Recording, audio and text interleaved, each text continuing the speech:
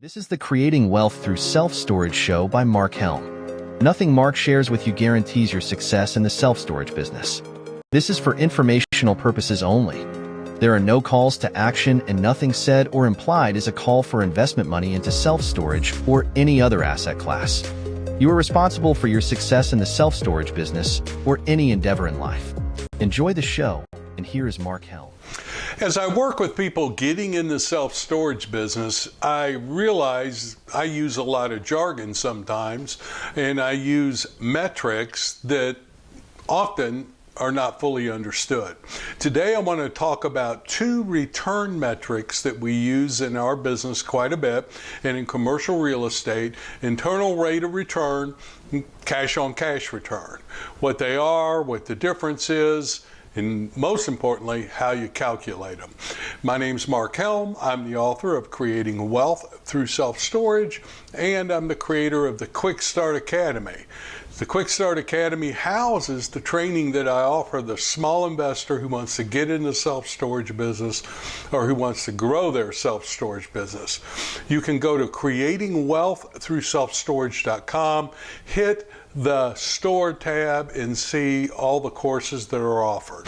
So we use a lot of terms in our business and in our industry and on these videos and blogs, and I realize not everybody always knows what they are or how they're calculated or what they really mean. I'm going to talk about two of them. We talk about a lot of stuff, cap rates, for example. Not everybody knows what a cap rate is. I've done a few episodes on what cap rates are and how at least I relate to them when I'm buying or selling self-storage. In fact, there's a link in the episode 454 that will take you right to the episode on what cap rates are. But today I want to talk about two return metrics that we use in our industry all the time. One is cash on cash return. The other is internal rate of return. What the difference is and how they're calculated. And rather than use the Storage World Analyzer, I thought I'd do it in Excel today. Now, the Storage World Analyzer will automatically calculate for you what the internal rate of return is and what the cash on cash return is.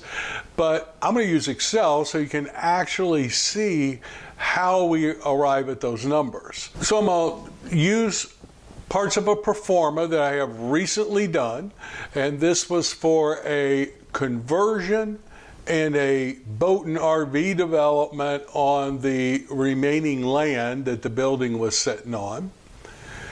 And I'm going to show you how we calculate these two numbers, what the difference between them is, and what each one of them really means for the deal, for the partners, or for the investors. And we're going to start with the easier one. We're going to start with the cash on cash return.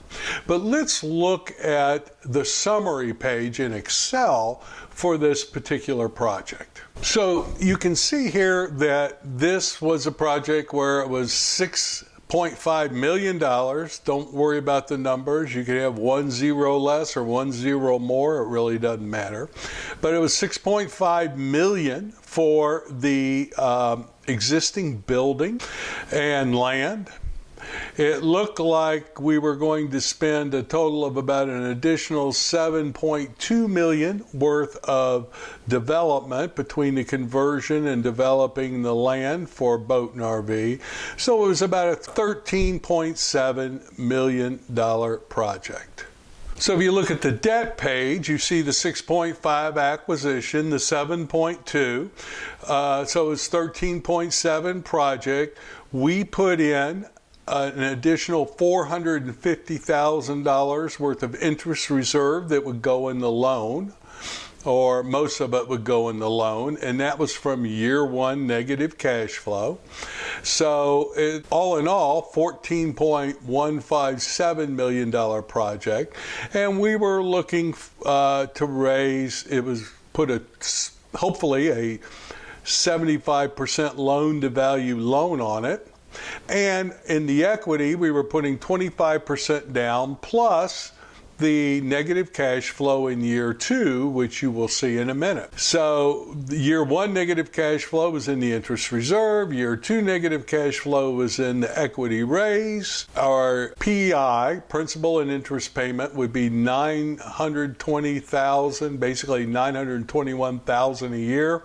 And during the interest-only period, it would be close to $770,000. Now, it really doesn't matter whether it's your money or whether it's investor money. These metrics would mean the same. So in the, quote, capital stack of this particular deal, the capital stack was $10,617,777 worth of debt and $4,062,919 of equity. That was the capital stack. How you like that fancy term? You see in years 1 and 2, there's the negative cash flow that was projected, that is covered.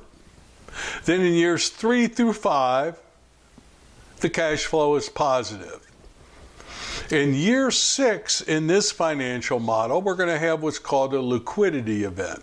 In other words, we're going to refinance and pull cash out of the deal. And then we'll put a new loan on it for the remaining years 6 through 10. Now, at the bottom of each year is a line on this spreadsheet that's percent of ROC, which means return on cash. Or in other words, this is a cash on cash return. Now, the calculation is very simple. On the debt service page, we were injecting $4,062,919 in cash.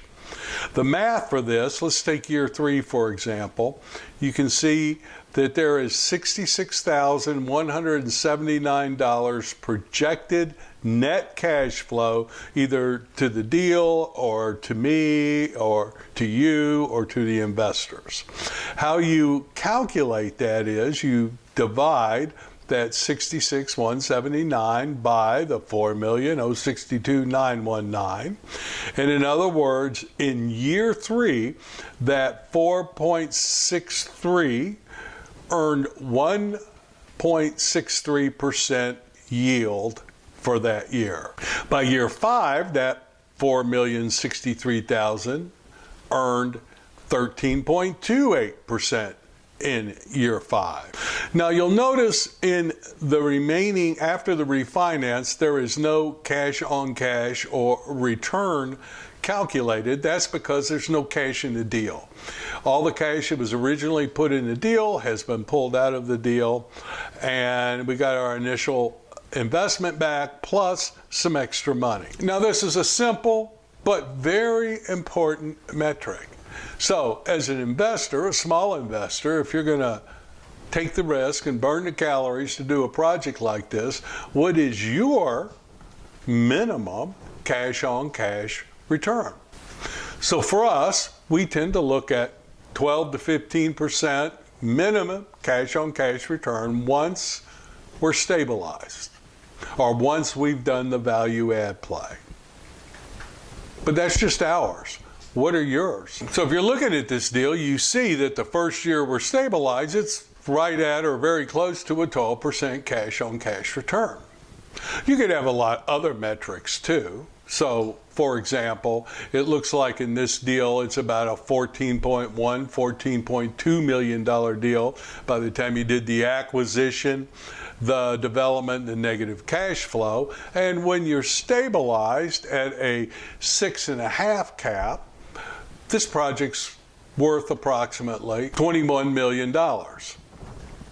So I've created a lot of equity by taking this risk, if my calculations are anywhere near correct. Would you do that deal? That's an important metric for us, but today we're talking about cash on cash return, and we're talking about internal rate of return. But just know there's other metrics you can use. So creating that much equity and creating a 12% cash on cash return, for many people, that's great use of their $4 million. And for other people, it's not enough. So it just depends on your business strategy and what the return on the capital you want to see that you put in a self-storage deal. So let's now talk about internal rate of return, and there's a lot of misunderstanding about this metric. Internal rate of return is a metric that was initially designed so that investors could look at different type of deals, different type of investment opportunities, and determine which one would be the best use of their money.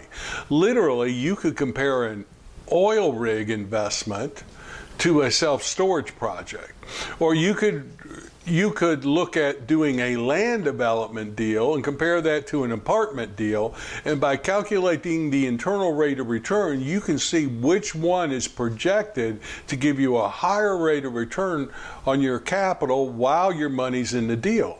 You could have different time lengths that your money's in the deal, different product types.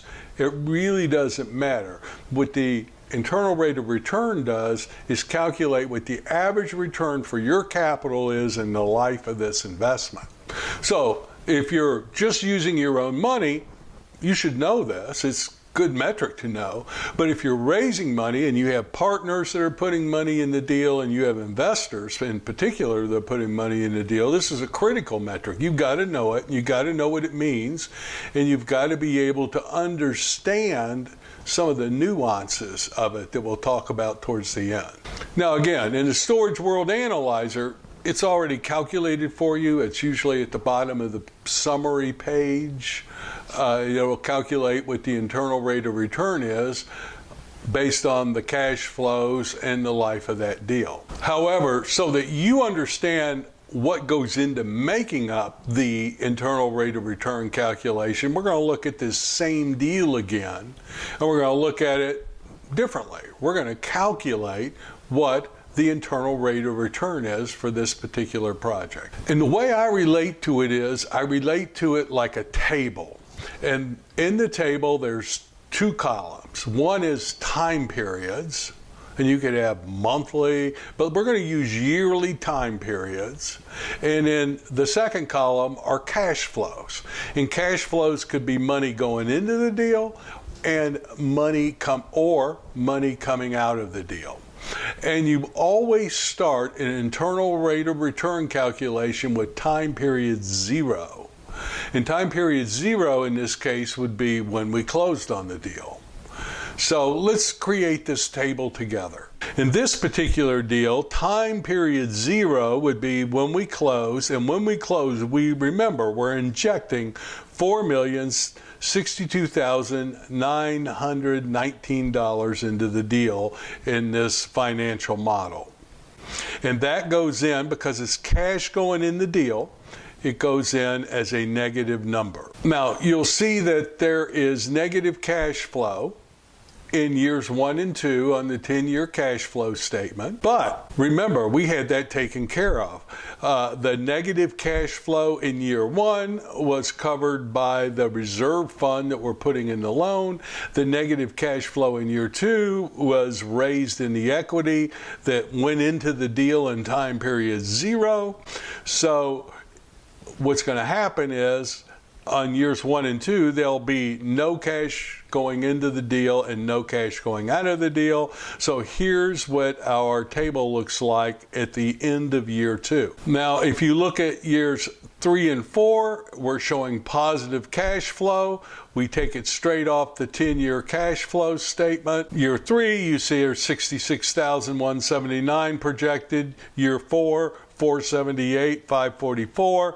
So this is what our table looks like by the end of year 4. Now, year 5 for this deal is going to be a big year because we're going to refinance the deal.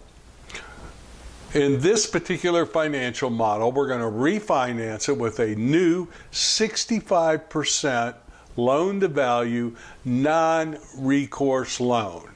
So in these financial modeling tools that we use, whether it's Excel or the Storage World Analyzer, to make it simple, we're going to assume we're going to refinance it month 12, year 5. Now, here is a table of what the refinance loan looks like. You can see from the cash flow statement that we're projecting a value or an appraised value at a 6.5 cap on the net operating income that we're projecting for year 5, the value for the asset will be $22,655,381. The new loan at a 65% loan to value will be $14,725,998.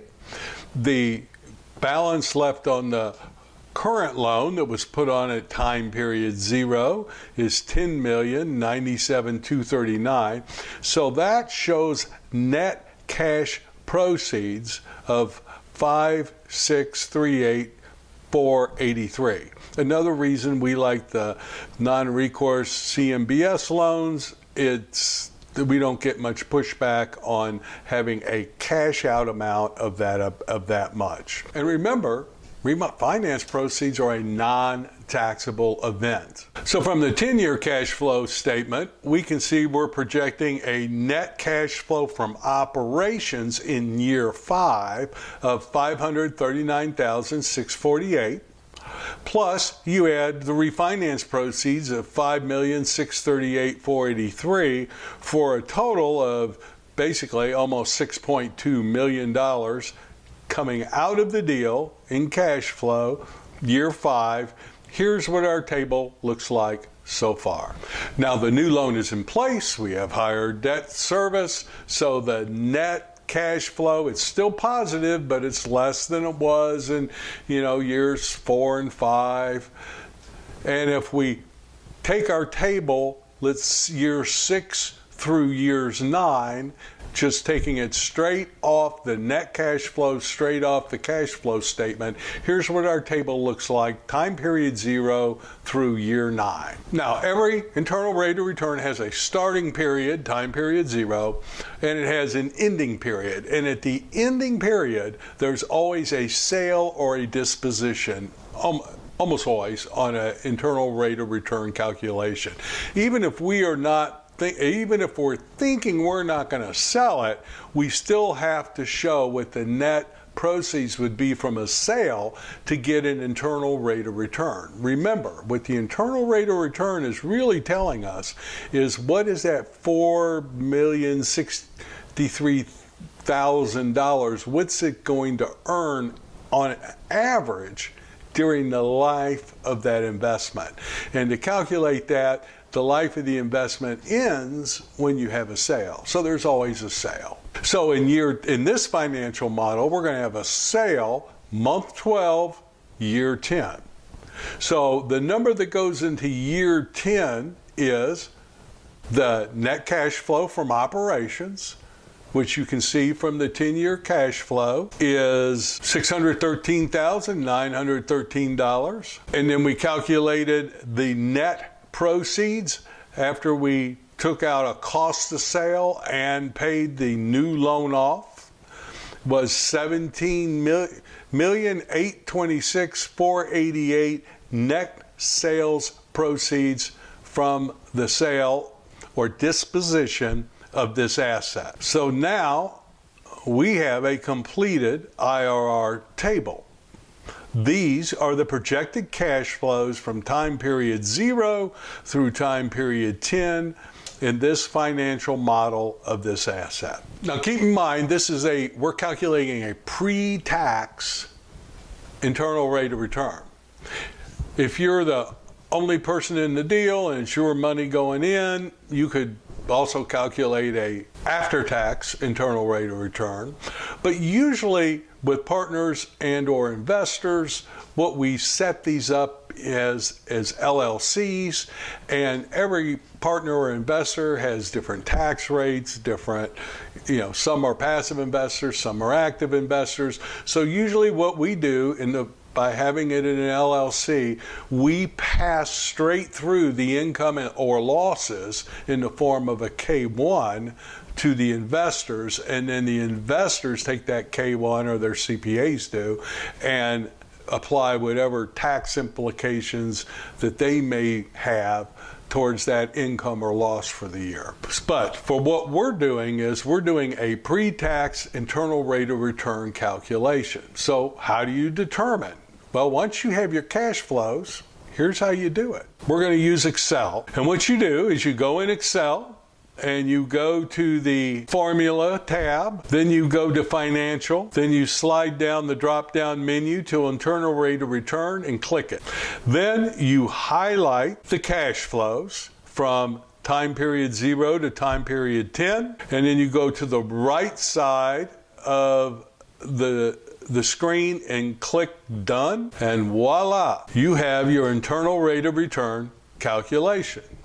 So what this calculation is an internal rate of return of 27%.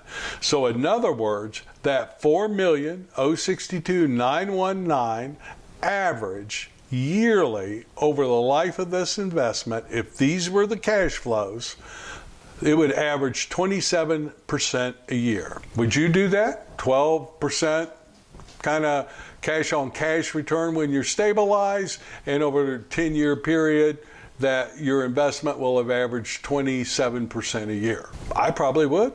But more importantly, what the IRR allows you to do is to compare different investments with different time lengths, different amounts going in, different cash flows coming out, and it will allow you to compare deals with each other. It will also allow you to some degree to determine what the risk might be.